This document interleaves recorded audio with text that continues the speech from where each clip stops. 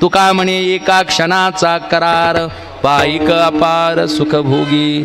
आपण खूप वेळापासून इथं बसलेले आहात. याच्या अगोदर 2 प्रवचनं आणि 1 नव्हे तर 1.5 कीर्तन सहन करणं, म्हणजे आता 7 वाजायला लागलेत. पण तरी मायबापानं भिवू नकोस.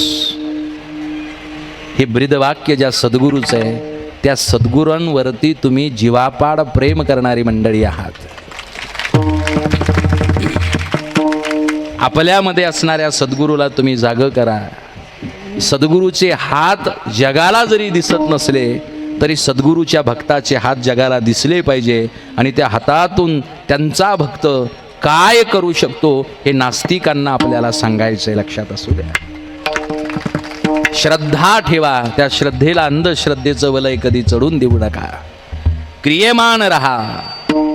कारण आता देव तुमच्याकडे ब्रँड ॲम्बेसेडर म्हणून पाहतोय. स्वामी कसे असावे ते आपल्या गावातल्या तरुणाकडे बघून कळलं पाहिजे. म्हणून त्यानं व्यसनांपासून 4 हात लांब राहिलं पाहिजे.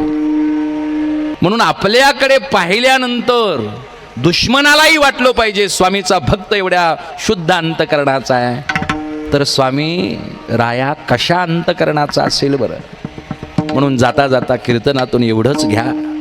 पॉझिटिव्ह ऊर्जा ठेवा. देव आणखीन मेलेला नाही आहे.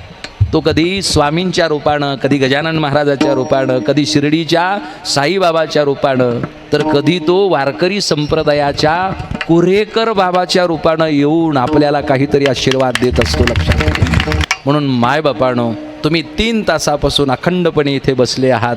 एकानंही उठून जाण्याचा प्रयत्न केला नाही. मी म्हणतो हा सर्व स्वामींचाच चमत्कार आहे.